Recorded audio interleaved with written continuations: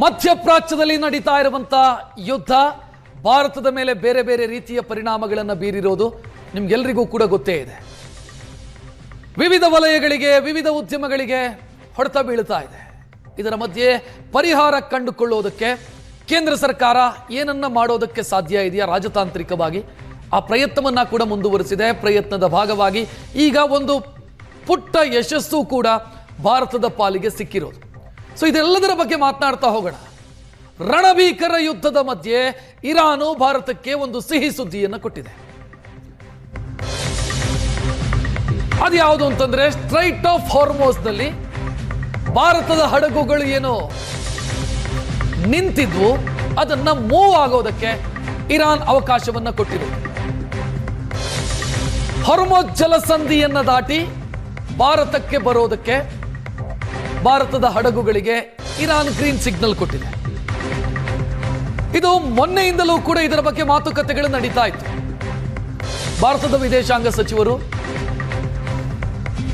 ಇರಾನ್ನ ವಿದೇಶಾಂಗ ಸಚಿವರ ಜೊತೆಗೆ ಮಾತುಕತೆ ಮಾಡಿದ್ರು. ಭಾರತದ ಪ್ರಧಾನಿ ಇರಾನ್ನ ಅಧ್ಯಕ್ಷರ ಜೊತೆಗೆ ಮಾತುಕತೆಯನ್ನು ಮಾಡಿದ್ರು. ಅದಾದ ನಂತರ ಅಫಿಷಿಯಲ್ ಸ್ಟೇಟ್ಮೆಂಟ್ ಬಂದಿರಲಿಲ್ಲ. ಭಾರತದ ಹಡಗುಗಳಿಗೆ ಅಲೌ ಮಾಡಲಾಗತ್ತೆ ಹಾರ್ಮೋಸ್ ಜಲಸಂಧಿಯಲ್ಲಿ ಅಂತ.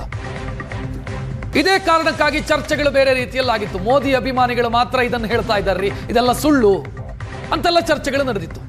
ಆದರೆ ಸುಳ್ಳಲ್ಲ, ನಿಜ ಅನ್ನೋದು ಈಗ ಖಚಿತ ಆಗಿದೆ. ಹೇಗೆ ಅಂತಂದ್ರೆ, ಭಾರತದಲ್ಲಿರುವಂತ ಇರಾನ್ನ ರಾಯಭಾರಿ ಮೊಹಮ್ಮದ್ ಫತಾಲಿ ಇದನ್ನ ಅಧಿಕೃತವಾಗಿ ಪ್ರಕಟಿಸಿದ್ದಾರೆ. ಹೇಗೆ ಅಂತಂದ್ರೆ, ನಾವು ಸಂಕಷ್ಟದಲ್ಲಿದ್ದಾಗ ಭಾರತ ನಮಗೆ ಬೆಂಬಲ ಕೊಟ್ಟಿದೆ, ಭಾರತದಲ್ಲಿ ಸಮಸ್ಯೆ ಆದಾಗ ನಾವು ಅವರಿಗೆ ಬೆಂಬಲ ಕೊಡ್ತೀವಿ, ನಾವು ಮತ್ತು ಭಾರತ ಸ್ನೇಹಿತರು ಅಂತ ಇರಾನ್ನಲ್ಲಿರುವಂತ ಭಾರತದ ರಾಯಭಾರಿ ಸ್ಟೇಟ್ಮೆಂಟ್ ಕೊಡ್ತಾರೆ. ಸ್ಟೇಟ್ಮೆಂಟ್ಗೆ ಅಷ್ಟೇ ಸೀಮಿತವಾಗೋದಿಲ್ಲ, ಅದಾದ ನಂತರ ಒಂದು ಬೆಳವಣಿಗೆ ಆಗುತ್ತೆ. ಸ್ಟ್ರೈಟ್ ಆಫ್ ಹಾರ್ಮೋಸ್ ನಲ್ಲಿ ಸಿಕ್ಕಾಕೊಂಡಿದ್ದಂತ ಭಾರತದ ಹಡಗು ಶಿವಾಲಿಕ್ ಅನ್ನುವಂತ ಭಾರತದ ಹಡಗು, ಎಲ್ ಪಿ ಜಿ ಹೊತ್ತಂತ ಹಡಗು ಹಾರ್ಮೋಸ್ ಅನ್ನ ಎಕ್ಸಿಟ್ ಆಗಿದೆ. ನಿನ್ನೆ ಹಾರ್ಮೋಸ್ ಇಂದ ಹೊರಟಿದೆ ಭಾರತದ ಕಡೆಗೆ. ಭಾರತಕ್ಕೆ ಕ್ರೂಡ್ ಆಯಿಲ್ ಅಲ್ಲಿ ದೊಡ್ಡ ಮಟ್ಟದ ಸಮಸ್ಯೆ ಆಗಿರಲಿಲ್ಲ, ಎಲ್ ಪಿ ಜಿ ಅಲ್ಲಿ ಪ್ರಾಬ್ಲಮ್ ಆಗಿತ್ತು. ಅಂದ್ರೆ ನಾವು ನೇರವಾಗಿ ಎಲ್ ಪಿ ಜಿ ಅನ್ನೇನು ಇಂಪೋರ್ಟ್ ಮಾಡ್ಕೊಳ್ತೀವಿ, ಅದರಲ್ಲಿ ಪ್ರಾಬ್ಲಮ್ ಆಗಿತ್ತು. ಈಗ ಆ ಸಮಸ್ಯೆ ಬಗೆಹರಿಯುವಂತ ಮುನ್ಸೂಚನೆಯೊಂದು ಕಾಣ್ತಾ ಇದೆ. ಸಂಪೂರ್ಣ ಪರಿಹಾರ ಅಲ್ಲದೆ ಇದ್ರೂ ಕೂಡ ಒಂದು ಉಪಶಮನ ಸಿಕ್ಕದಂಗಿದೆ. ಯಾಕೆ ಅಂತಂದ್ರೆ, ನಮ್ಮ ಎಲ್ ಪಿ ಜಿ ಹೊತ್ತಂತ ಹಡಗುಗಳು ಅಲ್ಲಿಂದ ಹೊರಟು ಅಂತಂದ್ರೆ ಭಾರತದ ಪಾಲಿಗೆ ಸಮಸ್ಯೆ ಬಗೆಹರಿಯುವಂತ ಮುನ್ಸೂಚನೆ ಅಂತ ನಾವು ಭಾವಿಸಬಹುದು. ಅನ್ಲೋಡ್ ಪ್ರೋಸೆಸ್ ಆಗುತ್ತೆ, L P G unload process ಆಗುತ್ತೆ. ಅಲ್ಲಿಂದ ಭಾರತದ ತೈಲ ಕಂಪನಿಗಳ ಬಾಟ್ಲಿಂಗ್ ಪ್ಲಾಂಟ್ಗಳಿಗೆ ಅದನ್ನು ಸರಬರಾಜು ಮಾಡಲಾಗುತ್ತೆ. ಅಲ್ಲಿಂದ ಕನ್ಸ್ಯೂಮರ್ಗೆ ಬರಬೇಕದು. ಅಂದರೆ ನನಗೆ ಮತ್ತು ನಿಮಗೆ ಕಮರ್ಷಿಯಲ್ ಗ್ಯಾಸ್ ಸಿಲಿಂಡರು ಅಥವಾ ಡೊಮೆಸ್ಟಿಕ್ ಗ್ಯಾಸ್ ಸಿಲಿಂಡರು ಬಂದು ತಲುಪಬೇಕು. ಅದಕ್ಕೆ ಟೈಮ್ ಹಿಡಿಯುತ್ತೆ. ಸುಮಾರು 1 ವಾರಕ್ಕೂ ಅಧಿಕ ಕಾಲ ಹಿಡಿಯಬಹುದು. ಅಂದರೆ ಈಗ ಆಗಿರುವಂಥ ಬೆಳವಣಿಗೆಯನ್ನು ನಾವು ಗಮನಿಸಿದರೆ, ಭಾರತದಲ್ಲಿ ಈಗ ಸೃಷ್ಟಿಯಾಗಿರುವಂಥ ಅಭಾವ ಏನಿದೆ 1 ವಾರದ ನಂತರವಾದರೂ ಕೂಡ ಬಗೆಹರಿಯಬಹುದು ಅನ್ನುವಂಥ ಮುನ್ಸೂಚನೆ ಕಾಣ್ತಾ ಇದೆ. ಸೊ ಇದರ ಮಧ್ಯೆ ಯಾಕೆ ಇರಾನ್ ಭಾರತವನ್ನು ಅಲೌ ಮಾಡ್ತು ಅಂತ ಕೇಳಿದರೆ, ಭಾರತ ನಮಗೆ ಹೆಲ್ಪ್ ಮಾಡ್ತು ಅಂತ. ಯಾವಾಗ ಇರಾನ್ನ ಒಂದು ಯುದ್ಧ ನೌಕೆ ಅತಂತ್ರ ಸ್ಥಿತಿಯಲ್ಲಿ ಸಿಲುಕಿತ್ತು, ಅಮೆರಿಕಾದ ದಾಳಿಗೆ ಒಳಗಾಗುವಂಥ ಆತಂಕ ಇತ್ತು. ಒಂದು ಯುದ್ಧ ನೌಕೆ ಅಮೆರಿಕಾದ ದಾಳಿಗೆ ಒಳಗಾಯಿತು, ಮುಳುಗ್ತು ಶ್ರೀಲಂಕಾದ ಸಮೀಪ. ಮತ್ತೊಂದು ಯುದ್ಧ ನೌಕೆಗೂ ಕೂಡ ಅಂಥದ್ದೇ ಸ್ಥಿತಿ ಬರಬಹುದು ಅಂತ. ಆಗ ಇರಾನ್ ಭಾರತದ ಜೊತೆಗೆ ಕೇಳಿಕೊಳ್ತು, ನಮ್ಮ ಯುದ್ಧ ನೌಕೆಯನ್ನ ಭಾರತದ ಕೊಚ್ಚಿ ಪೋರ್ಟಿಗೆ ಅಲ್ಲಿ ಆಶ್ರಯ ಕೊಡೋದಕ್ಕೆ ಇರಾನ್ ಕೇಳಿಕೊಳ್ತು. ಭಾರತ ಅದನ್ನು ಒಪ್ಕೊಳ್ತು. ಕೊಚ್ಚಿ ಬಂದರಲ್ಲಿ ಇರಾನ್ನ ನೌಕೆ ಆಶ್ರಯವನ್ನು ಪಡೆಯಿತು. ಸೊ ಇದೆಲ್ಲವೂ ಕೂಡ ಭಾರತಕ್ಕೆ ಇರಾನ್ ಈ ಹಂತದಲ್ಲಿ ಸಹಾಯ ಮಾಡೋದಕ್ಕೆ ಕಾರಣ ಆಗಿರೋದು. ಬಹಳ ಪ್ರಮುಖವಾದಂಥ ಹೇಳಿಕೆ ಇದು ಇರಾನ್ನ ರಾಯಭಾರಿ ಕೊಟ್ಟಿರೋದು. ಭಾರತ ನಮ್ಮ ಸ್ನೇಹಿತ, ನಮ್ಮ ಸಮಸ್ಯೆ ಅಥವಾ ನಮ್ಮ ನೋವು ಭಾರತದ ನೋವು, ಭಾರತದ ಸಮಸ್ಯೆ ನಮ್ಮ ಸಮಸ್ಯೆ ಅಂತ ಇರಾನ್ನ ರಾಯಭಾರಿ ಮಾತನಾಡ್ತಾರೆ.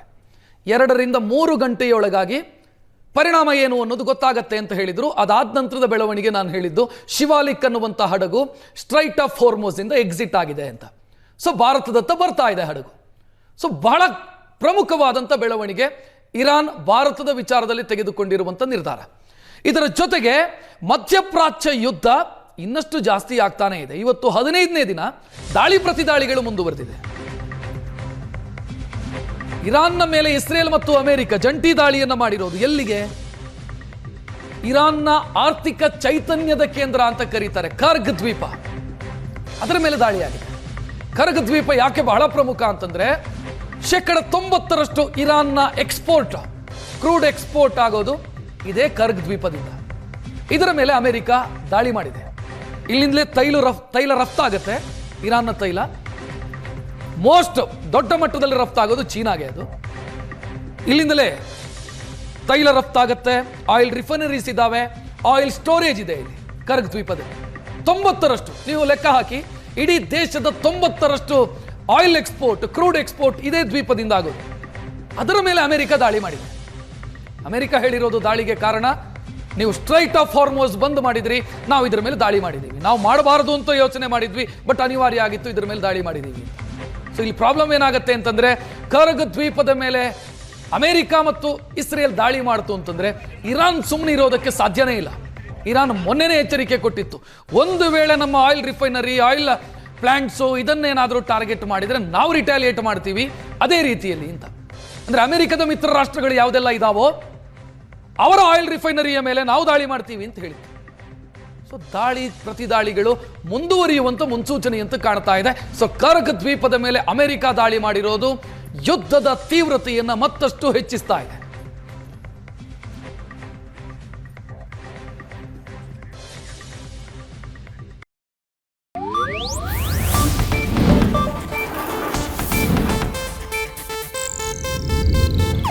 ಇದು ಏಷ್ಯಾನೆಟ್ ನ್ಯೂಸ್ ನೆಟ್ವರ್ಕ್ ಪ್ರಸ್ತುತಿ.